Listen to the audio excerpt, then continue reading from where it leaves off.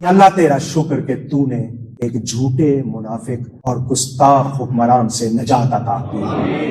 وہ شخص جس نے نبی کو پاگل کہا معاذ اللہ، وہ شخص جس نے نبی کے لیے ذلیل کا لفظ کہا، جس نے حضرت عیسیٰ کی گستاخی کی، جس نے صحابہ کی گستاخی کی، جس نے نبی کے عاشقوں پر شیل چلوائے، جس نے نبی کے عاشقوں کے سینے چھلنی کروائے، وہ خود ذلیل ہو کر چلا گیا۔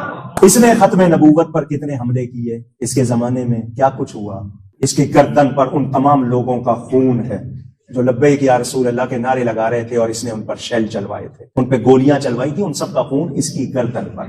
اسلامی جمہوریہ پاکستان، اس وطن میں ایک تو ہے ملکی حکمران جو بدلتے رہتے ہیں، مگر اس ملک کے روحانی تاجدار، اصل بادشاہ میرے داتا صاحب رحمت اللہ تعالی علیہ حضرت سیدنا علی بن عثمان حجویری المعروف سیدنا داتا گنج بخش رضی اللہ تعالیٰ عنہ، میرے سیدنا غوث پاک رضی اللہ تعالیٰ عنہ کی ولادت 470 یا 471 بیان کی گئی ہے، اور داتا صاحب کا وصال 465 میں، یعنی سیدنا غوث پاک سے 5 سال پہلے۔ اور میں نے یہ بات بزرگوں سے سنی کہ سیدنا غوث پاک رضی اللہ تعالیٰ عنہ فرماتے تھے داتا صاحب میرے ظاہری زمانے میں ہوتے تو میں ان کا مرید ہوتا۔ حضرت سیدنا خواجہ معین الدین حسن چشتی اجمیری سرکار غریب نواز رضی اللہ تعالیٰ عنہ، وہ تشریف لاتے ہیں داتا صاحب کے دربار پر اور چلا کش ہوتے ہیں۔ ہمیں تو قدر ہی نہیں، کتنی بڑی ہستی کہ حضرت خواجہ صاحب فرمائیں گنج بخش فیض عالم مظہر نور خدا ناقصاں را پیر کامل کاملاں را رہنما، وہ حضرت داتا گنج بخش علم کے لحاظ سے کتنی بڑی ہستی۔ کشف المحجوب، وہ کتاب جس کے لیے کہا گیا کہ جس کو مرشد نہ ملے یہ کتاب پڑھ لے تو یہ کتاب ہی اس کے لیے رہنمائی کو کافی ہے۔ کشف المحجوب، وہ کتاب جس کے لیے کہا گیا کہ جس کو مرشد نہ ملے یہ کتاب پڑھ لے تو یہ کتاب ہی اس کے لیے رہنمائی کو کافی ہے۔ کشف المحجوب، وہ کتاب جس کے لیے کہا گیا کہ جس کو مرشد نہ ملے یہ کتاب پڑھ لے تو یہ کتاب ہی اس کے لیے رہنمائی کو کافی ہے۔ اور آپ کے علمی فیوز و برکات کس قدر، کاش ہم ان ہستیوں سے وابستہ ہوتے، ان سے آگاہ ہوتے اور ان کو پہچانتے۔ آج کے جو سوالات ہیں آپ کے یہ پرچیوں کی شکل میں میرے پاس آ چکے ہیں، لیکن انہیں ڈسکس کرنے سے پہلے میں ایک کرنٹ افیئر کے طور پر ایشو ڈسکس کرنا چاہ رہا ہوں۔ آج کل ایک ویڈیو کافی وائرل ہوئی ہے، ایک بریلوی عالم دین مولانا کوکب نورانی صاحب کی حفظہ اللہ تعالی، ہم تو احترام سے ہی نام لیں گے، یہ ہمیں پتہ ہے کہ کس طرح ہم اپنے دل پر پتھر رکھ کے ان لوگوں کے نام احترام سے لیتے ہیں جن کے عقائد کے اندر اس طرح کی خرابیاں ہوتی ہیں۔ بہرحال جو زندہ ہے اس کو دعا دینی چاہیے۔ تو آج کل انہوں نے ایک، چونکہ آپ کو پتہ ہے ملک کے اندر ایک سیاسی صورتحال اس طرح کی گرما گرمی ہے، اس میں انہوں نے اپنی انٹری ماری ہے اس حوالے سے کہ وہ پرانی باتیں دوبارہ سے انہوں نے ان کو اکھاڑنا شروع کر دی ہے۔ دیکھیں، پرانی کئی باتیں میں بھی ڈسکس کرتا ہوں، وہ اس لیے کرتا ہوں کہ وہ ساری کی ساری باتیں جو ہیں وہ آج تک کتابوں کی شکل میں چھپ رہی ہیں، علماء ان باتوں کا دفاع کر رہے ہیں، الٹا ہمیں گالیاں نکال رہے ہیں،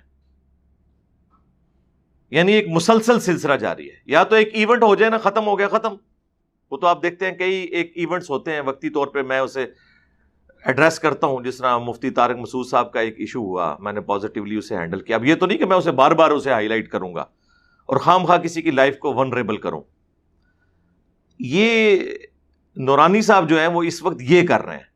یا اللہ تیرا شکر کہ تو نے ایک جھوٹے منافق اور گستاخ حکمران سے نجات عطا کی۔ وہ شخص جس نے نبی کو پاگل کہا معاذ اللہ، وہ شخص جس نے نبی کے لیے ذلیل کا لفظ کہا، جس نے حضرت عیسیٰ کی گستاخی کی، جس نے صحابہ کی گستاخی کی، جس نے نبی کے عاشقوں پر شیل چلوائے، جس نے نبی کے عاشقوں کے سینے چھلنی کروائے، وہ خود ذلیل ہو کر چلا گیا۔ اس نے ختم نبوت پر کتنے حملے کیے، اس کے زمانے میں کیا کچھ ہوا۔ اس کی گردن پر ان تمام لوگوں کا خون ہے جو لبیک یا رسول اللہ کے نعرے لگا رہے تھے اور اس نے ان پر شیل چلوائے تھے، ان پہ گولیاں چلوائی تھی، ان سب کا خون اس کی گردن پر۔ کہ ایک شخص اب پاور میں نہیں رہا، پرائم منسٹر شپ سے فارغ ہو گیا، اب ظاہر ہے بنسبت اس کے وہ اب کمزور پوزیشن کے اوپر ہے، اب آپ نے یہ کمزوری دیکھتے ہوئے اس کے اوپر اٹیک کر دیا اور اس کے اوپر وہی پرانی باتیں، کبھی گستاخ رسول کا فتویٰ، کبھی گستاخ صحابہ کا فتویٰ، کبھی جو ہے وہ توہین مذہب کا فتویٰ، ٹھیک ہے اس میں کچھ عمران خان صاحب سے مس ہینڈلنگ ہوئی تھی، وہ میں نے اس وقت ایڈریس کر دی تھی، لیکن اس سے زیادہ ورسٹ کنڈیشن میں ان کے بزرگوں نے جو کام ڈالا ہوا ہے، وہ ایک ایک چیز میں نے ایچ ڈی کیمرے میں دکھائی تھی، اس کا جواب نہیں آیا کسی کی طرف سے سوائے گالی گلوچ کے۔ اب میں وہ ساری باتیں دوبارہ میں ریپیٹ کر کے پھر دوبارہ سے ان گڑے مردوں کو اکھاڑنا نہیں چاہتا، پھر ورنہ پھر ایک اور بحث شروع ہو جائے گی۔ میں اسے ویل لیفٹ کرتا ہوں، جسے شوق ہے تو وہ میری ویڈیو اس حوالے سے جتنی ویڈیوز ریکارڈڈ ہیں وہ انشاءاللہ ہم اس کے ڈسکرپشن کے اندر ڈال دیں گے اور کامنٹس میں ڈال کے پن بھی کر دیں گے، وہ آپ پرانی ویڈیوز دیکھ سکتے ہیں۔ ہم اسے ویل لیفٹ کرتے ہیں، ہم وہی کام نہیں کرتے کہ دوبارہ پہلے ان چیزوں کا نام لیں اور پھر ان کے جواب دینا شروع کرتے ہیں۔ اصل اس انٹینشن کو دیکھیں کہ یہ کس طرف اس قوم کو لے کے جانا چاہ رہے ہیں۔ ان ساری چیزوں کی بنیاد کے اوپر کسی شخص کے اوپر بار بار ان چیزوں کو فتوے لگا کے ہائی لائٹ کرنا اس کی زندگی کو مشکل بنانے کے مترادف ہے، ونریبل کرنے کی مترادف ہے، اور اسلام میں اس چیز کی اجازت نہیں کہ آپ اس طرح کی لکیر پیٹ کے کسی کے ساتھ اس طرح کی دشمنی نبھائیں۔ اب بس اسلام میں اتنی اجازت ہے کہ آپ کے مولوی میرے ساتھ یہ کر لیا کریں انورٹڈ کامرس میں تو انشاءاللہ ان کو پورا ہوں، لیکن خدا کے لیے باقی لوگوں کے ساتھ آپ یہ حرکت نہ کیا کریں۔ جن لوگوں کا مذہبی پلیٹ فارم بھی نہیں ہے وہ اس طریقے سے ان چیزوں کے جواب بھی نہیں دے سکتے۔ اب یہ جس طرح ابھار رہے ہیں نا، یہ وہی حرکتیں ہیں جب کچھ عرصہ پہلے اس طریقے سے چیزوں کو ابھارا گیا، اور آپ کو پتہ ہے ہمارے فارمر جو انٹیریئر منسٹر تھے احسن اقبال صاحب، ان کے اوپر ایک بندے نے گولی چلا دی۔ میں یقین سے کہتا ہوں اس بندے سے نماز بھی سنی جاتی ہے نا، اس کو نماز بھی نہیں آتی ہوگی، لیکن یہ لوگ اپنے خود ساختہ عشق کی بنیاد پہ کسی کے ساتھ کوئی بھی ایکٹیویٹی پرفارم کرنے کے لیے تیار ہو جاتے ہیں۔ ابھی بھی یہ ہو جانا ہے، کسی جلسے جلوس میں کوئی بندہ کھڑا ہو جائے گا اور وہ اپنی جنت پکی کرنے کی کوشش کرے گا، یہ اسی طرف لے کے جا رہے ہیں نا۔ ورنہ اس موقع کے اوپر اس طرح کی باتوں کو دوبارہ سے ہائی لائٹ کرنا یہ ایک ظلم کے اوپر مبنی ایٹیٹیوڈ ہے۔ تو ہم اس کی مذمت کرتے ہیں، اور کوکب نورانی صاحب کی ایک اور ویڈیو بھی آج کل ہمارے چند ایک سٹوڈنٹس نے اپلوڈ کی ہے۔ ویڈیو تو میرا خیال ہے شاید سال پرانی ہوگی، ویسے تو یہ وہی باتیں بار بار کرتے رہتے ہیں، ان کی ویڈیوز پرانی تو ہوتی نہیں ہیں، اس کو تو میں بعد میں ڈسکس کرتا ہوں۔ پہلے یہ ہے کہ جس شخص نے یو این او کے اندر اللہ کے محبوب صلی اللہ علیہ وآلہ وسلم کے حوالے سے مسلمانوں کا مقدمہ احسن طریقے سے پیش کیا ہو اور گستاخان رسول کو علمی طور پر جواب دیا ہو، اور اس سے بڑھ کر یہ کہ وہ خبیث جس نے یہ سارے گستاخانہ کارٹونز والے مقابلے کروائے تھے، گریٹ ولڈرز، اس شخص کی ٹویٹ بھی آ جائے عمران خان صاحب کے اترنے کے اوپر، اور اس میں جو اس نے گستاخانہ جملے استعمال کیے ہیں اس نے پھر سے ہمارے دلوں کو چھنی کر دی ہے۔ یعنی وہ ہم ٹویٹ انگریزی میں یہاں لگا دیں گے۔ یعنی مجھے جو اس ٹویٹ کے اوپر سب سے زیادہ تکلیف ہوئی ہے نا، وہ جو اس نے آخری جملہ لکھا ہے نا عمران خان صاحب کے بارے میں، کہ یہ نعوذ باللہ اتنا ہی ڈینجرس ہے جتنا کہ، یعنی اس نے نبی الاسلام کی طرف اشارہ کیا، نعوذ باللہ۔ چلیں یہ عمران خان صاحب کے لیے تو ایک ٹائٹل کی چیز ہو سکتی ہے، لیکن ہمارے لیے ایک تکلیف دہ چیز ہے کہ جس شخصیت نے انسانیت کو غلامی سے نجات دی، عورتوں کو بیسک ہیومن رائٹس سے جو محروم کیا گیا تھا وہ ان کو دلوائے، اور اس نے مذہب کی تفریق سے بالا تر ہو کر انسانیت کی بات کی، توحید پہ کوئی کمپرومائز نہیں کیا، وہ ایک الگ چیز ہے۔ اس شخصیت کے بارے میں یہ کہنا کہ وہ نعوذ باللہ انسانیت کے لیے ڈینجرس ہیں، بغیر اس کے کہ نہ تم نے قرآن پڑھا، نہ تم نے نبی الاسلام کے فرامین پڑھے، یا تو علمی طریقے سے اپنا مقدمہ پیش کرو، ہم جواب دینے کے لیے تیار ہیں۔ اس طرح تم ورڈکٹ دو گے تو پھر ظاہر ہے لوگوں کے دل دکھیں گے۔ اچھا، اب کیا یہ ٹویٹ کافی نہیں ہے کسی شخص کے عشق رسول کو یا محبت رسول کو جسٹیفائی کرنے کے لیے؟ کل تک تو یہی نورانی صاحب کی جو پارٹی تھی یا ان کے ساتھ جو باقی اٹیچ لوگ ہیں لبیک کے نعرے لگانے والے، مولانا خادم حسین رضوی صاحب فوت ہو گئے، اللہ تعالیٰ ان کی مغفرت فرمائے، ان کے نیک کاموں کا انہیں اجر دے. ان کے بارے میں جب اسی خبیث کی ٹویٹس آتی تھیں تو یہ لوگ فخریہ دکھاتے تھے، دیکھو گستاخ رسول بھی ہمارے مولانا صاحب کے خلاف ٹویٹ کر رہا ہے، یہ اس بات کا ثبوت ہے کہ ہمارے مولانا جو ہیں وہ نبی الاسلام کا مقدمہ لڑ رہے ہیں. تو اگر اصول اور مبادی آپ کا یہی تھا تو اب اسی اصول اور مبادی کے تحت یہی بینیفٹ آپ عمران خان صاحب کو بھی دیں، آپ بھی دیں، اور وہ علماء بھی دیں جو انہیں عرصہ دراز سے یہودی ایجنٹ کہہ رہے ہیں. تو آپ دیکھیں گے کہ وہ دینے کے لیے تیار نہیں ہوں گے. اس کی وجہ ہے کہ اس کے جواب میں وہ یہ کہیں گے کہ نہیں وہ بات اور تھی، یہ بات اور ہے. اور جب کوئی پوچھ لے کہ یار میتھمیٹیکلی اس کو ثابت کرو کہ یہ ڈفرنٹ باتیں ہیں، تو کہیں گے وہ جذبات کی رو میں پھر بہ جائیں گے، کوئی علمی بات نہیں کریں گے، جو یہاں کا فتنہ ہے بہت بڑا. اب آپ آ جائیں ذرا کوکب نورانی صاحب حفظہ اللہ تعالی کی طرف، جن کی ویڈیو میں ذکر کر رہا تھا. ان کی ایک اور ویڈیو بھی وائرل ہوئی ہے جس میں انہوں نے کہا کہ یہ جو پاکستان کے حکمران ہیں نا، یہ تو آتے جاتے رہتے ہیں، کبھی کوئی آ گیا کبھی کوئی. اصل جو پاکستان کے حکمران ہیں وہ داتا صاحب ہیں.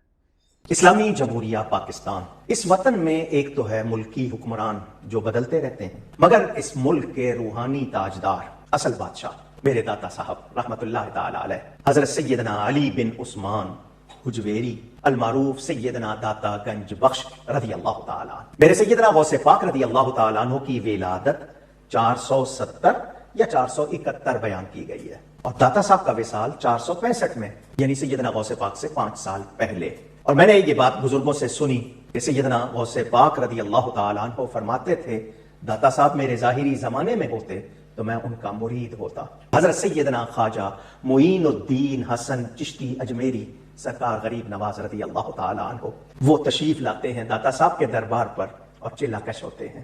ہمیں تو قدر ہی نہیں، کتنی بڑی ہستی کہ حضرت خواجہ صاحب فرمائیں گنج بخش فیض عالم مظہر نور خدا ناقصاں را پیر کامل کاملاں را رہنما. وہ حضرت داتا گنج بخش علم کے لحاظ سے کتنی بڑی ہستی. کشف المحجوب، وہ کتاب جس کے لیے کہا گیا کہ جس کو مرشد نہ ملے یہ کتاب پڑھ لے تو یہ کتاب ہی اس کے لیے رہنمائی کو کافی ہے. کشف المحجوب، وہ کتاب جس کے لیے کہا گیا کہ جس کو مرشد نہ ملے یہ کتاب پڑھ لے تو یہ کتاب ہی اس کے لیے رہنمائی کو کافی ہے. کشف المحجوب، وہ کتاب جس کے لیے کہا گیا کہ جس کو مرشد نہ ملے یہ کتاب پڑھ لے تو یہ کتاب ہی اس کے لیے رہنمائی کو کافی ہے. اور آپ کے علمی فیوز و برکات کس قدر، کاش ہم ان ہستیوں سے وابستہ ہوتے، ان سے آگاہ ہوتے اور ان کو پہچانتے. ہاں، علی بن عثمان حجویری جن کا مزار لاہور میں ہے. تو سر اگر کوئی یہ بات کرے اور ہماری عقابی نظروں پہ وہ ویڈیو آ جائے اور ہمارے سینسٹیو کان یہ باتیں سن لیں، پھر آپ سمجھ سکتے ہیں، آپ کی مسکراہٹ بتا رہی ہے کہ اس کے بعد ان کے ساتھ کیا ہوگا. یہ تو ہم بعد میں بولیں گے کہ بابت شاہی کوئی نہیں، یہ بعد میں بولیں گے. بات یہ ہے کہ یہ مرے ہوئے لوگ جو دنیا سے چلے گئے، جن کے مزارات کے اوپر دہشت گردوں نے بم پھاڑے اور کم از کم 55 کے قریب لوگ شہید ہوئے وہاں پہ، اور وہ ان بموں کو نہیں پکڑ سکے، جو کہ کل تک 1965 کی جنگ میں راوی کے پل پہ آ کے قبر سے نکل کے انڈیا کے بم پکڑتے تھے. تو اس کا مطلب ہے وہ بھی سٹوری تھی، کہانی تھی. اچھا اب یہ باتیں کریں گے، وہ کہیں گے جی کعبے میں بھی تو کرین گری تھی. رکو ذرا، صبر کرو، جواب دیتے ہیں اس کا بھی، وہ ہم ہی دیں گے. سر کعبے میں جو کرین گری ہے، اللہ تعالیٰ نے قرآن کی کس آیت میں اور کس حدیث میں یہ فرمایا ہے کہ کعبے پہ جب بھی حملہ ہوگا میں اس کی حفاظت کروں گا؟ اگر کہیں کہا ہوا ہے، ہم آپ کا مقدمہ ماننے کے لیے تیار ہیں. ہم اس کے الٹ آپ کو دکھا دیں گے کہ بخاری مسلم دونوں میں حدیث ہے کہ قرب قیامت میں ایک پتلی ٹانگوں والا کالا حبشی کعبے کی اینٹ سے اینٹ بجا دے گا. نبی الاسلام تو خود پروفیسی کر رہے ہیں. یزید ابن معاویہ کے دور کے اندر صحیح مسلم میں آتا ہے کہ کعبے کے اوپر منجنیق سے بمباری کی گئی، غلاف کعبہ بھی جل گیا، کعبے کی ایک دیوار بھی ڈیمیج ہوئی، جس کی وجہ سے بعد میں عبداللہ ابن زبیر نے اسے دوبارہ سے تعمیر کیا اور حتیم کو پھر کعبے میں دوبارہ داخل کیا، پھر حجاج ابن یوسف نے دوبارہ سے اس کو توڑا اور پھر حتیم کو باہر نکالا۔ یہ تو صحابہ کرام ہزاروں کی تعداد میں زندہ تھے، اس وقت بھی ہوا ہے، اللہ تعالیٰ نے کعبے کی حفاظت نہیں فرمائی۔ وہ ایک معجزانہ واقعہ ہے جو اللہ تعالیٰ نے اسپیشلی ابراہ کے لشکر کے پوائنٹ آف ویو سے کیا، کیونکہ اس سال نبی علیہ السلام کی پیدائش ہونی تھی، اس کو ایک یادگار سال بنایا گیا، نہ اس سے پہلے نہ اس کے بعد۔ آپ کے سامنے کئی ایک واقعات ہوتے رہتے ہیں۔ سب سے بڑی بات اسی کوکب نورانی پارٹی کے لیے یہ ہے کہ پچھلے 100 سال سے گستاخوں نے کعبے کا مصلی سنبھالا ہوا ہے، اور کوئی ابابیلیں آ کے ان گستاخ امام کے اوپر نہیں پتھر پھینک رہی۔ یہ میں الزامی جواب کے طور پہ بات کر رہا ہوں، پکی کے طور پر، اینٹی وینم کے طور پر۔ ٹائم قیامت تک ہے جواب دینا اس بات کا۔ لعنت ہے ان لوگوں کی بزرگی کے اوپر جو لوگ یہ کہتے ہیں کہ یہ امام کعبہ گستاخ ہے، مسجد نبوی کا امام گستاخ ہے، اور پچھلے 100 سال سے اسی کعبے کی طرف منہ کر کے نمازیں پڑھ رہے ہیں اور ان گستاخوں سے کعبے کو آزاد نہیں کروا سک رہے۔ لعنت ہے ایسی بزرگی کے اوپر۔ اگر میں یہ عقیدہ رکھتا ہوں تو میری بزرگی پہ لعنت۔ مزہ ہے؟ ٹائم قیامت تک ہے جواب دینا ہے۔ پہلے میں لفظ بولتا تھا پھکی ہے، کہتے تھے یہ ذرا سخت ورڈ ہے، تو سر یہ تو اب بڑا، اس میں انگریزی بھی آ گئی، اس میں اردو بھی آ گئی کہ ٹائم قیامت تک ہے۔ ہم آپ کو یہ نہیں کہتے کہ 24 گھنٹے کے اندر جواب نہ آیا، جس طرح وہ ڈاکٹر طاہر القادری صاحب جو ہیں وہ کنٹینر پہ ہر دوسرے دن جو ہے 24 کبھی 48 گھنٹے کا ٹائم دیتے رہتے تھے۔ ہم وہ نہیں کہتے، ہم کہتے ہیں قیامت تک ٹائم ہے۔ سارے جن و انس جمع کر لیں، اپنے مرے زندہ سارے بزرگ جمع کر لیں اور اس کا جواب دیں۔ اور سر اگر پھر جواب نہ آئے، پھر ہم یہ کہنے میں حق بجانب ہے کہ بابت شاہی کوئی نہیں، جواب ہی نہیں دے سکے، اس وقت کہیں گے، ابھی نہیں کہہ رہے ہم، اس وقت کہیں گے۔ تو کعبے کی کرین کا اس کے ساتھ کیا تعلق؟ آپ کی تو ڈیوٹیاں ہیں بزرگوں کی، علاقے سنبھالے ہوئے ہیں، اور آپ خود کہہ رہے ہیں کہ وہ پاکستان کے حکمران ہیں۔ تو سر اگر پاکستان کے اصلی حکمران وہ ہیں تو پاکستان میں جتنے قرضے چڑھ گئے، پاکستان میں جتنے بم دھماکے ہو رہے ہیں، پاکستان میں جتنی غربت ہے، پاکستان میں جتنی بے روزگاری ہے، ان ساری چیزوں کا پھر جھگڑا ہمیں پولیٹیشنز کے ساتھ کرنے کی بجائے جا کے ہمیں پھر پلے کارڈز ان درباروں کے باہر کھڑے ہو کے اٹھانے چاہیے کہ حضرت کدھر ہیں آپ، حکمرانی کریں نا۔ ساری چرس، ساری منشیات درباروں پہ بک رہی ہیں، پھر سارا پروٹیسٹ تو ادھر ہونا چاہیے۔ چندہ تو ہم امریکہ سے لے رہے ہیں منشیات کو ختم کرنے کا، اور ان کو چندہ دے رہے ہیں اور منشیات بھی وہاں پہ بک رہی ہے، ظاہر ہے وہیں پہ سارے چندے پھینکتے ہیں نا۔ آپ ذرا داتا دربار کبھی جائیں، درجنوں لوگ صرف نوٹ گننے کے لیے بیٹھے ہوتے ہیں، اتنے نوٹ ہوتے ہیں، اور یہ نہ سمجھیے گا کوئی 10-10 روپے کے نوٹ ہیں، 5-5 ہزار روپے کے بھی سینکڑوں نوٹ ہوتے ہیں، اور ہزاروں کے تو ہزاروں نوٹ۔ اور یہ میں آپ کو بات بہت پرانی کر رہا ہوں، جب ہم بھی کبھی جایا کرتے تھے وہاں۔ اب تو پتہ نہیں کیا صورتحال ہوگی۔ تو پھر تو ان سے پوچھنا چاہیے کہ جناب آپ کیا ڈیوٹیاں نبھا رہے ہیں۔ اچھا، وہ کوکب نورانی صاحب نے اس ویڈیو میں کہا کہ اصل حکمران یہ ہیں، وہ حکمرانی تو میں نے آپ کو بتا دی کہ کیا حکمرانی ہے۔ دوسرا، انہوں نے اس ویڈیو میں کہا کہ یہ 465 ہجری میں فوت ہوئے، اور شیخ عبد القادر جیلانی جو ہے وہ 571 ہجری میں فوت ہوئے، 561 ہجری میں، اور 471 میں پیدا ہوئے، یعنی علی بن عثمان حجویری کی وفات کے 5 سال کے بعد شیخ عبد القادر جیلانی پیدا ہوئے ہیں۔ اور وہ یہ تمنا کرتے تھے کہ کاش میں ان کا زمانہ پاتا تو میں ان کا مرید ہوتا۔ یہ وہ ان کے فضائل اور برکات بتاتے ہوئے یہ کہہ رہے تھے۔ اور پھر انہوں نے کہا کہ اگر کسی کا کوئی پیر نہ ہو تو وہ کشف المحجوب پڑھ لے، یہ بھی انہوں نے اس میں فرمایا، جو ان کی کتاب ہے، جو ان کی طرف منسوب ہے۔ ہم 1 ٹن حسن ظن رکھتے ہیں کہ علی بن عثمان حجویری المعروف داتا صاحب نے یہ کتاب نہیں لکھی ہوگی، لیکن ماننے والے تو چونکہ چھاپ رہے ہیں، صدیوں سے چھاپ رہے ہیں، کسی بزرگ کو علم غیب کے طور پہ نہیں پتا چلا کہ اس کے اندر نبی علیہ السلام کی کیا کیا گستاخیاں لکھی ہیں، اور علماء کی سرپرستی میں یہ چھپ رہی ہیں کتابیں۔ پیر کرم شاہ صاحب الازہری جو جسٹس بھی رہ چکے ہیں پاکستان میں، الازہر یونیورسٹی مصر میں 4 آنری سیٹیں ہیں ہر سال ان کے مدرسے کے لیے، وہ وہاں کے ٹاپرز میں سے تھے۔ اتنے بڑے عالم دین جنہوں نے ضیاء القرآن، قرآن کی تفسیر لکھی، اس کے اندر انہوں نے سورۃ الاحزاب کی تفسیر میں لکھا کہ غیر مسلموں نے اسلام کو بدنام کرنے کی خاطر ہماری کتابوں میں اس طرح کے گستاخانہ واقعات داخل کر دیے ہیں، اور اس میں انہوں نے جس واقعے کی طرف اشارہ کیا وہ واقعہ کشف المحجوب میں لکھا ہوا ہے، لیکن کشف المحجوب انہی کی سرپرستی میں چھپی، انہی کے ضیاء القرآن پبلیکیشن نے چھاپی، اور اس میں مقدمہ بھی پیر کرم شاہ صاحب نے لکھا کئی صفات کے اوپر کہ ایسی کتاب کوئی نہیں ہے، اور جس کا کوئی پیر نہ ہو یہ کتاب پڑھ لے۔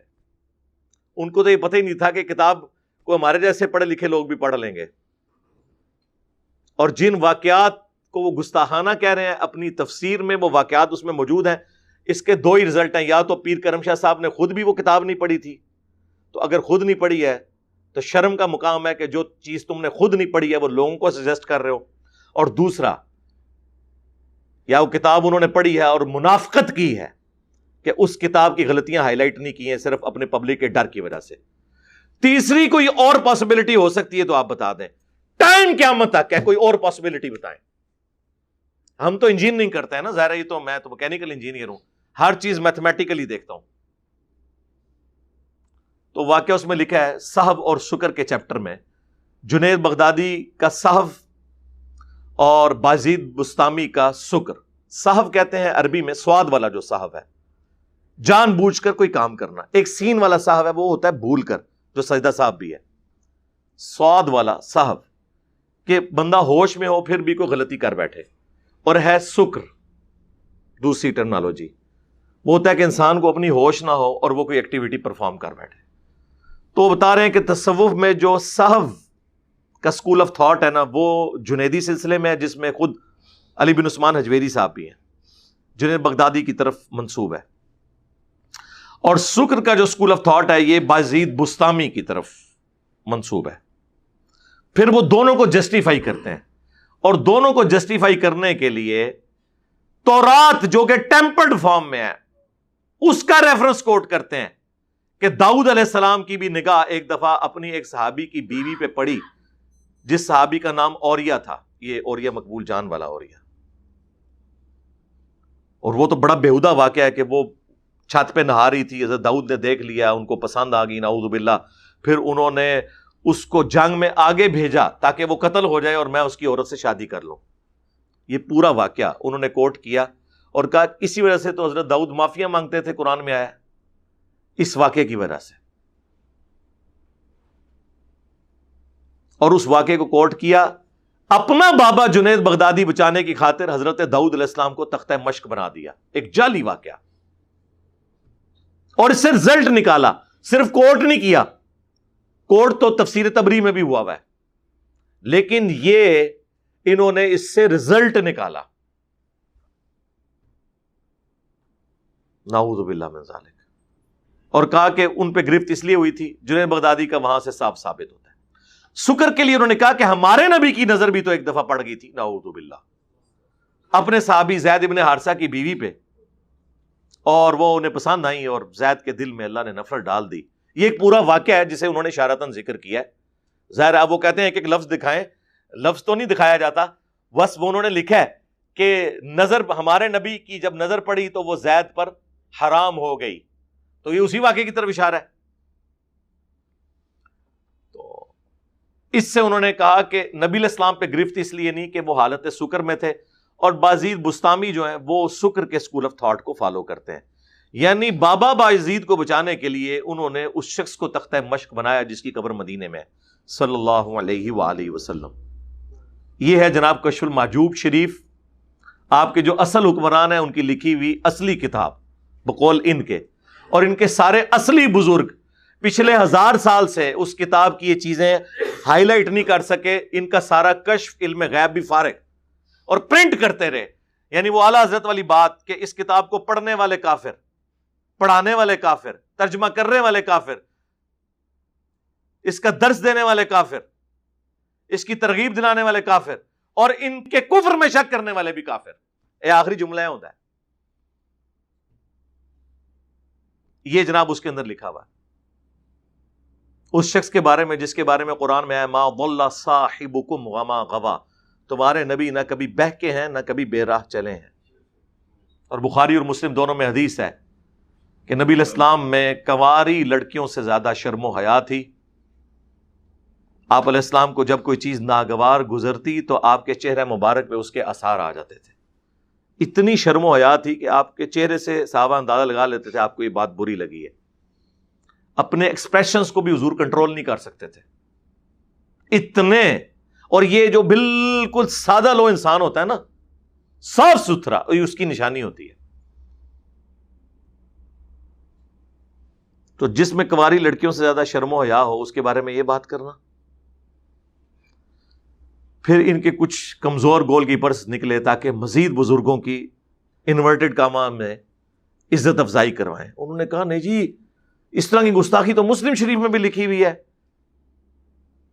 اچھا جی، اب وہ مسلم شریف میں کیا لکھا ہوا ہے اس کا اس سے کوئی لینا دینا بنتا ہے؟ اس پہ ہم وہی ایک پہلے تو شعر پڑھیں گے ان کی سنت پہ عمل کرتے ہوئے. جس دا لوکی کلمہ پڑھ دے او محمد اور تے میاں محمد بخش اور. محمد تو نام دونوں کے ہی ہیں. تو اب ہم علمی جواب بھی دیتے ہیں. وہ صحیح مسلم میں حدیث ہے کہ نبی علیہ السلام کے سامنے سے چند عورتیں گزری تو آپ کی نگاہ اچانک پڑ گئی.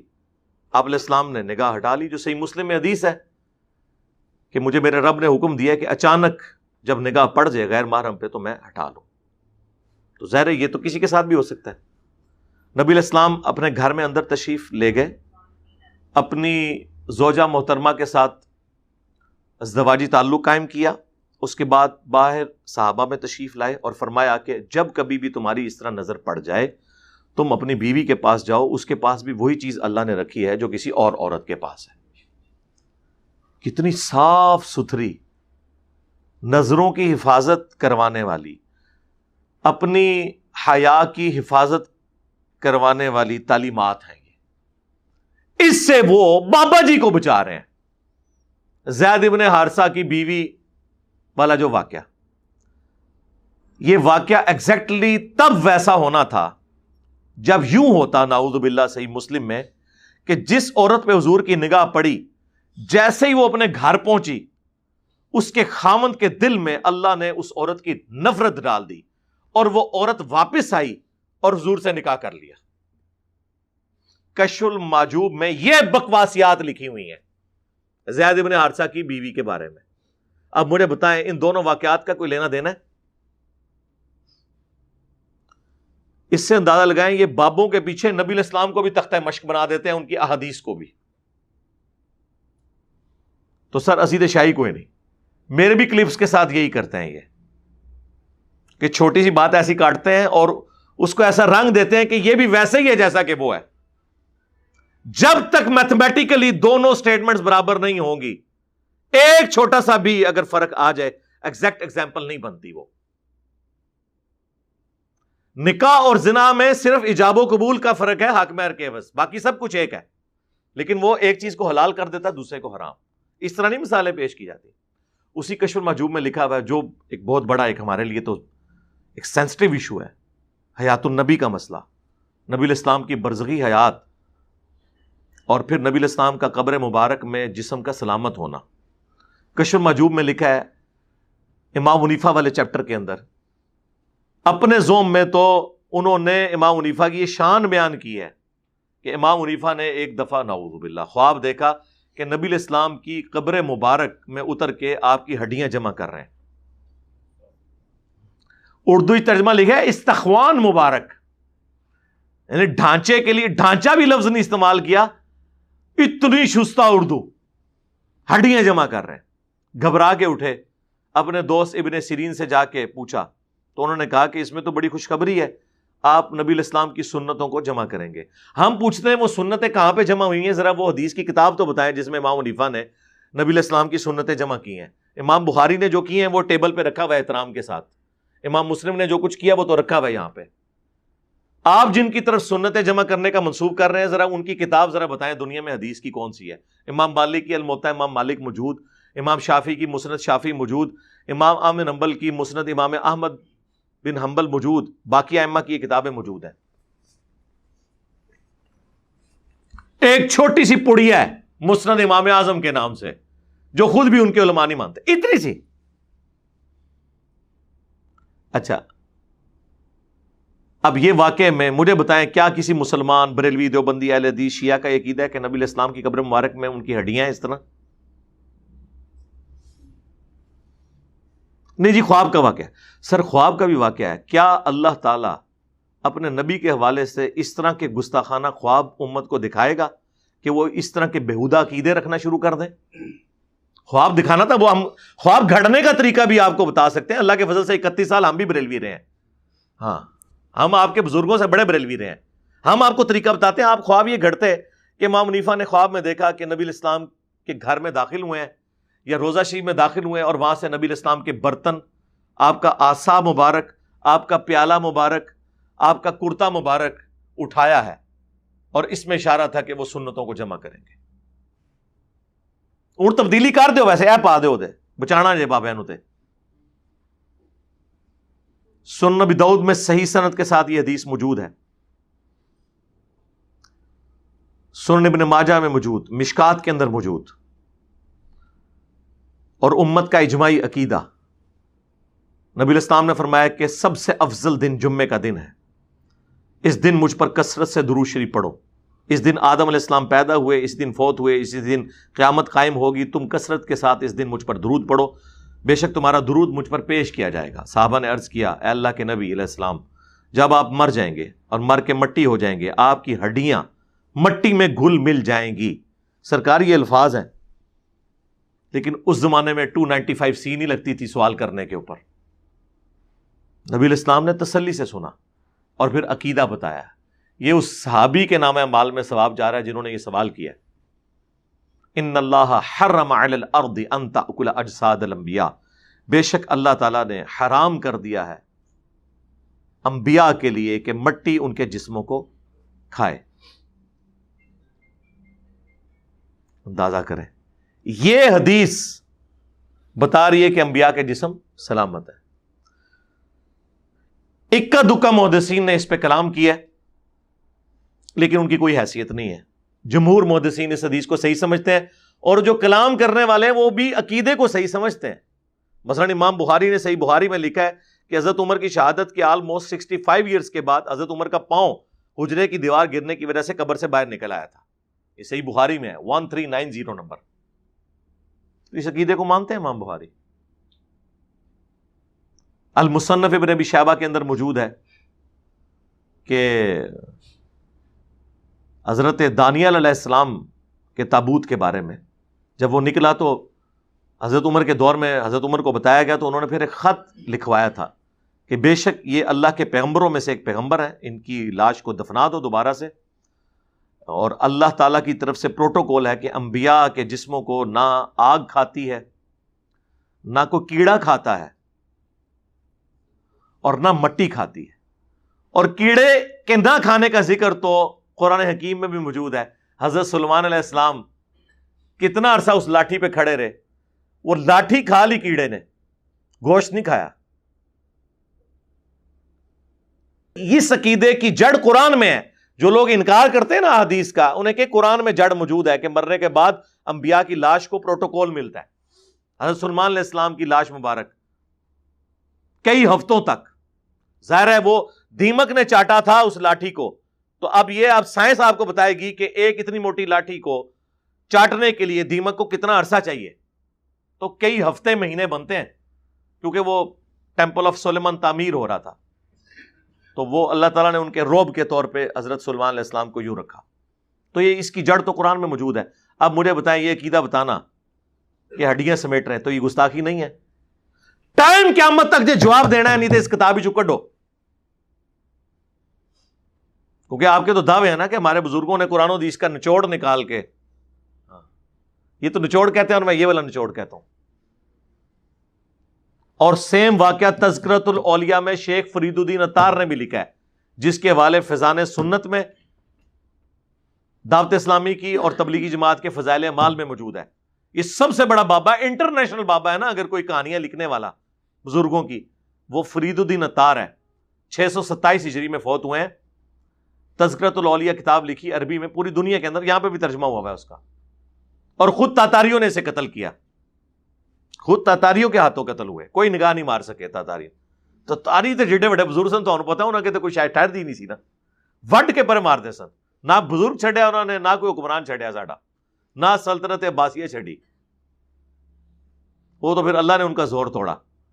تو یہ اس میں بھی تذکرۃ الاولیاء میں بھی سیم یہ واقعہ لکھا ہوا ہے، اور یہ دونوں چھاپ رہے ہیں. یہ ان لوگوں کی صورتحال ہے. تذکرۃ الاولیاء کا ذکر ہوا ہے تو ہم برکت کے طور پہ پھر عرض کر دیتے ہیں. یہ وہی تذکرۃ الاولیاء ہے جس میں کشف المحجوب میں بھی یہ بہرحال اتنا حصہ موجود ہے بازید بستامی کے حوالے سے، کہ وہ کہتے تھے سبحانی سبحانی ما اعظم شأنی، میں پاک ہوں، میری شان کتنی بلند ہے. اور علی بن عثمان اجویری اس کی تعویل کرتے ہیں کہ اصل میں وہ خود نہیں کہہ رہے، اللہ ان کے منہ سے بول رہا تھا. توبہ توبہ توبہ. یہ عقیدہ تو پیغمبر کے لیے بھی کوئی رکھے، ہم اسے بھی کافر سمجھتے ہیں. پیغمبر کے لیے بھی آیا ہے وَمَا يَنطِقُ عَنِ الْهَوَىٰ إِنْ هُوَ إِلَّا وَحْيٌ يُوحَىٰ. یہ پیغمبر اپنی خواہش نفس سے کچھ نہیں کہتے، یہ وہی کہتے ہیں جو اللہ انہیں وحی کرتا ہے. نبی علیہ السلام بھی وحی سے بولتے ہیں، نہ کہ اللہ ان کے منہ سے بولتا ہے. اور یہ بابے کو بچانے کی خاطر کہہ رہے ہیں جی وہ بابا جی خود کی تو بول رہے سن جی، اللہ بول رہا سی کہ میں پاک ہوں، میری شان بڑی بلند ہے. یہی چیز تذکرۃ الاولیاء میں بھی موجود ہے، شیخ فرید الدین عطار نے لکھی ہے. اور پھر وہ تو آگے گئے ہیں، انہوں نے کہا اس کے علاوہ بھی آپ نے سنا ہوگا کہ وہ کہا کرتے تھے لیوائی اعظم من لیوائی محمد، قیامت کے دن میرا جھنڈا محمد کے جھنڈے سے بڑا ہوگا، اور محمد اور تمام انبیاء، تمام اولین اور آخرین قیامت کے دن میرے جھنڈے کے نیچے ہوں گے. نعوذ باللہ. بازید بستامی کا یہ قول نقل کیا. وہ کہتے ہیں کہ اس میں کوئی گستاخی والا معاملہ نہیں ہے، اللہ ہی بول رہا ہوتا تھا ان کے منہ سے، ٹینشن والی کون سی بات ہے؟ تو اللہ تو کہہ سکتا ہے نا کہ میرا جھنڈا محمد کے جھنڈے سے بڑا ہوگا. ایک کہانی کے لیے دوسری کہانی گھڑی، پھر نام دیتے ہیں شطیحات، بونگیاں. ہاں یہ اردو میں ترجمہ بنتا ہے، اپنی زبان سے اس طرح کی باتیں اول فول نکال دینا. وہ کہتے ہیں وہ اللہ ان کے منہ سے بول رہا تھا نا، تو اللہ تو کہہ سکتا ہے. اچھا جی، تو اللہ کا کون سا جھنڈا ہے جو قیامت والے دن محمد کے جھنڈے سے الگ ہوگا؟ ذرا وہ ہمیں بتا دیں آپ. ہمیں تو یہی بتایا گیا ہے. آپ کے بابا جی تو یہ کہتے تھے، یزید دے ابا جی با یزید بستامی، اور ساڈا امام ہے ابو الحسین مسلم بن حجاج القشیری، یہ بھی 261 ہجری میں فوت ہوئے ہیں. بابا باجید بھی 261 ہجری میں فوت ہوئے ہیں. فرق دیکھ لیں. مسلم شریف میں یہ حدیث ہے کہ نبی علیہ السلام نے فرمایا کہ قیامت کے دن سب سے پہلے مجھے قبر سے نکالا جائے گا، سب سے پہلے میری شفاعت قبول کی جائے گی، میں اللہ کے حضور خطیب بنوں گا. پھر مسلم شریف میں یہ بھی حدیث ہے کہ سب سے پہلے میں جنت کا دروازہ کھٹکھٹاؤں گا، داروغ جنت پوچھیں گے کون، میں کہوں گا محمد صلی اللہ علیہ وآلہ وسلم. تو وہ فرشتہ کہے گا مجھے حکم بھی یہ تھا کہ میں نے آپ کے نام کے اوپر دروازہ کھولنا ہے. ہمارا امام ابو الحسین مسلم بن حجاج القشیری یہ کہہ رہا ہے، اور آپ کا امام ابو یزید تیفور بن عیسیٰ البستامی کیا کہہ رہے ہیں. اور دونوں 261 ہجری میں فوت ہوئے ہیں، ایک ہی زمانے میں، ایک ہی سن میں. یہ فرق ہے. تو پھر اس لیے تو ہم کہتے ہیں ان بابوں کو مانو جو کتابوں کو مانتے ہیں، اور جو بابے کتابوں کے دشمن ہیں ان کی کوئی عزت نہیں ہے. انجینئر صاحب بابوں کو نہیں مانتے، جی جی، ہم اسی طرح بابوں کو نہیں مانتے جس طرح آپ حضرت عیسیٰ کو نہیں مانتے. نہیں ہم تو حضرت عیسیٰ کو مانتے ہیں. تو خدا کا بیٹا کیوں نہیں مانتے؟ نہیں خدا کا بیٹا نہیں مانتے، پیغمبر مانتے ہیں۔ سر ہم بھی آپ کے بابوں کو وہ والا بابا نہیں مانتے، ہم بابوں کو مانتے ہیں لیکن ان والے بابوں کو، امام بخاری کو، امام مسلم کو۔ ٹائم قیامت تک جی جواب دینا جے۔ ہاں، پھر اسی کتاب میں لکھا ہے بازید بستامی کی معراج، اور وہ کہتے ہیں جس طرح نبیوں میں نبی علیہ السلام کو معراج ہوئی ہے، بابوں میں ان کو ہوئی ہے۔ سر چھڑنی ہے تو پھر جو مرضی چھڑو۔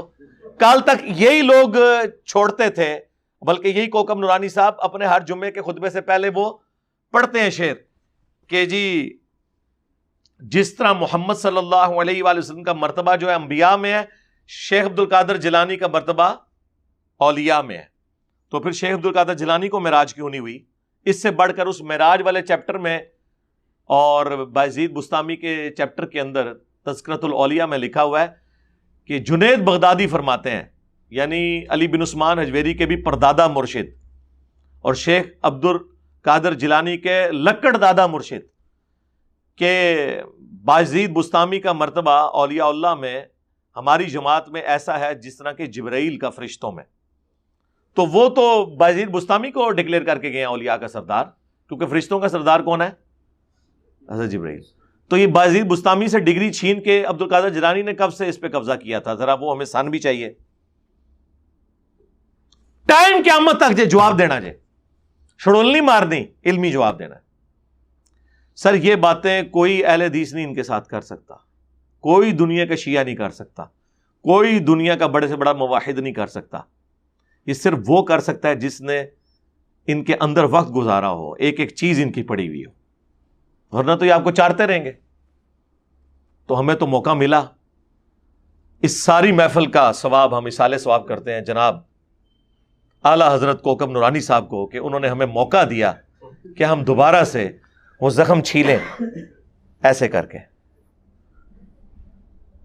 یہ میرا گولڈن کوڈ یاد رکھنا ہے، یہ میں فخر کے طور پہ نہیں کہہ رہا، اس کا لطف لینے کے لیے کہہ رہا ہوں کہ لوگ قرآن بخاری مسلم سے متاثر ہو کر بزرگوں سے الگ نہیں ہوئے، بلکہ ہم نے لوگوں کو بزرگوں سے متنفر کر کے ان کی تطہیر کی ہے، تو وہ بخاری مسلم اور قرآن سے جڑے ہیں، ورنہ تو یہ پہلے سے کتابیں موجود تھیں، اثر تو کوئی نہیں ہو رہا تھا۔ ہون کیسی تبدیلی آ گئی ہے؟ تبدیلی یہ آئی ہے کہ وہ عکاس بیل ان سے اتار لی ہے۔ ابھی تو میں وہ خیر بات کر دیتا ہوں، کیونکہ اس ویڈیو میں انہوں نے یہ بات کی تھی کہ جناب معین الدین چشتی صاحب نے بھی یہاں پہ چلا کاٹا ہوا ہے داتا دربار پہ، المتوفا 633 ہجری۔ تو پھر ہم حق بجانب ہے حشت بہشت کا ذکر خیر کرنے میں، جس میں چشتی رسول اللہ لکھا ہوا ہے۔ جی جی جی، ابھی تک صرف ایک پبلیکیشن نے جو شبیر بردرز ہے انہوں نے نکالا ہے، اور وہ بھی نکالا کوئی نہیں، اس تو چنگا سی نہ ہی کٹ دے، چشتی کی جگہ انہوں نے محمد کر دیا ہے، اور باقی واقعہ سارا وہی لکھا ہوا ہے۔ مولوی دیکھو نا، دماغ پورا جہی ہوتا ہے مولوی دا، تسی واقعہ ہی کٹو، لہذا نکلیا کوئی نہیں ہو جب تک ان کے بڑے علماء جو ان کے ہیڈز ہیں وہ آ کے اعلان برات نہیں کرتے۔ چھوٹے کسی کی بات نہیں مانی جائے گی، نہ کسی پبلیکیشن کے نکالنے سے کوئی مسئلہ ہوگا۔ پھر یہ ماننا پڑے گا یہ جتنے بزرگ چھاپتے رہے آج تک، جتنے بزرگ ہیں ان کا علم غیب بھی فارغ، انہیں پتہ ہی نہیں چلا اس میں لکھا ہے، اور سب سے بڑا وہ بزرگ جس نے ہمیں آگے بتایا کہ اے کچھ لکھے جے بچو کڈو۔ ٹائم قیامت تک یہ بزرگ لبنا ہے جنہیں تانوں دسیا ہے۔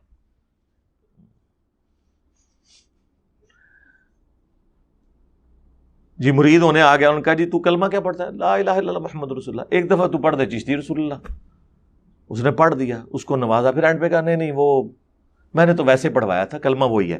سر اس طرح مسئلہ نہیں حل ہوتا، آپ نے یہ کہنا ہے میں نے کفر کہلوایا تھا، تو بھی کلمہ پڑھ کے دوبارہ مسلمان ہو، میں بھی ہوں گا، تجھے بیعت میں نے کیا کرنا ہے اس میں الفاظ انہوں نے بیعت کی، پہلے تو میں اپنی بیعت دوبارہ کروں گا، کیونکہ میں نے ایک کفریات کہلوائے تھے، میرا بھی نکاح ٹوٹ چکا ہے، جا کے نکاح بھی کراں گا، بیعت بھی کر کے پھر تم کراں گا۔ جی یہ شرعی مسئلہ یہ ہے۔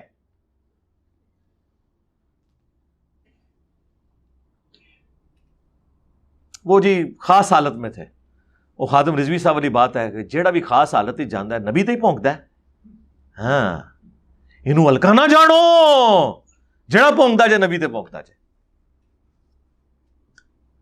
تو وہاں پہ تو واضح موجود ہے، بعد میں انہوں نے کوئی توبہ نہیں کی ہے.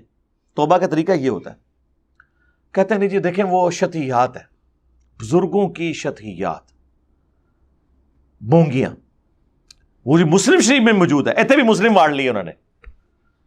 مسلم شریف میں یہ لکھا ہوا ہے، نبی الاسلام نے ایک شخص کی توبہ کا واقعہ بیان کیا ہے تمثیل کے طور پر، کہ اللہ تعالیٰ کو اپنے گناہگار بندے کی توبہ سے کیا خوشی ہوتی ہے، جیسا کہ کسی کا سامان لدا ہوا ہو اونٹ کے اوپر اور وہ کسی ریگستان میں ہو، اچانک اس کی سواری گم جائے اور وہ اپنی موت کا انتظار کرنا شروع کر دے، پھر ایک دم سے وہ سواری سامنے آ جائے.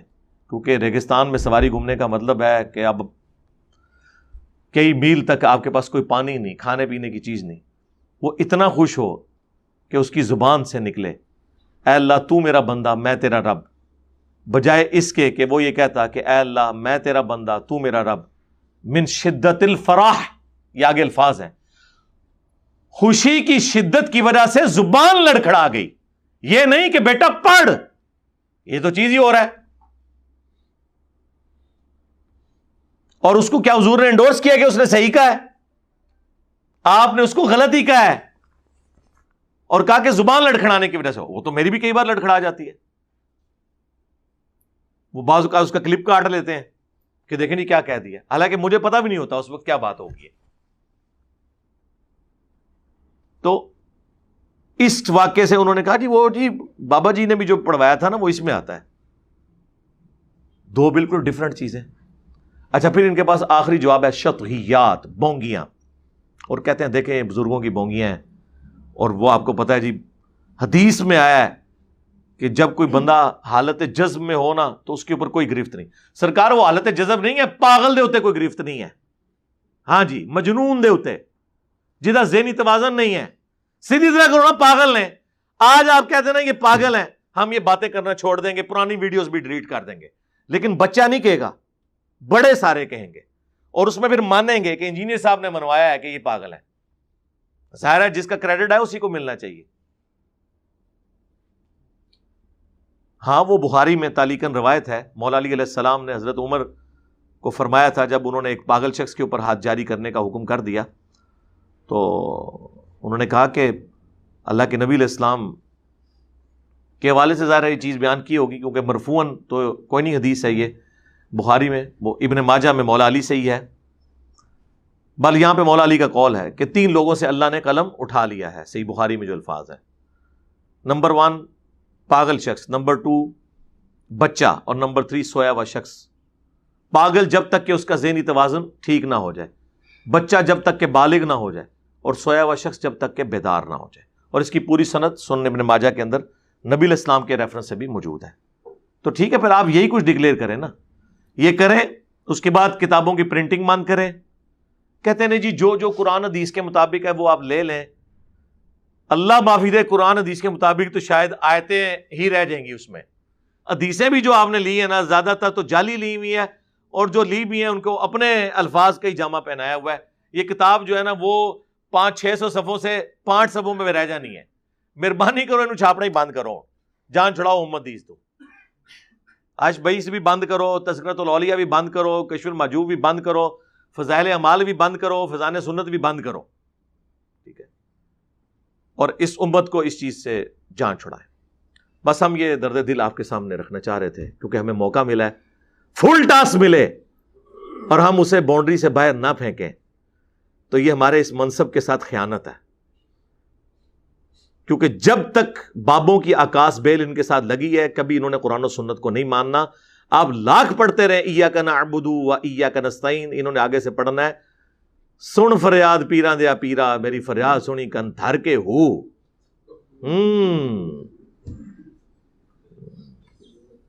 تو ہم یہ زخم چھیلتے رہیں گے، چاہے وہ چشتی رسول اللہ والا زخم ہو ان کا یا اشرف علی رسول اللہ والا. اکو پارٹیاں جے دوئے، یہ 2 برانڈ جے. ہاں انفی دیوبندی، انفی بریلوی. ہاں جی خواب میں پڑھا ہے، او سر پڑھو نا، آگے لکھا ہوا ہے بیداری میں بھی پڑھا ہے. او جی اس کی ہوش کوئی نہیں تھی. او سر اس کو تو ہم نے کچھ کہا ہی نہیں ہے، ہم نے تو بابے کو کہا ہے، بابی کو معاف کیا، بابے کو تو ہوش تھی. یہ جتنے مولوی کر رہے ہیں دفاع ان کو کہ تمہارے ناموں کا کلمہ اگر کوئی پڑھے تو تم اسے یہ کہو گے کہ بڑی تسلی تھی اس واقعے میں کہ تیرا پیر متبع سنت ہے، تم کہو گے وہ ماما کیوں مرمان لگا ہے منو، مامو پارٹی کیوں مرمان لگا ہے منو، آپ بھی کلمہ پڑھتے منو نہیں. آپ لوگ ایسا نہیں کریں گے. جن پولیٹیشنز کو یہ گالیاں دے رہے ہیں نا، ان کے ناموں کا بھی کوئی کلمہ پڑھے نا، وہ بھی یہ اس طرح کا اس کا جواب نہیں دیں گے.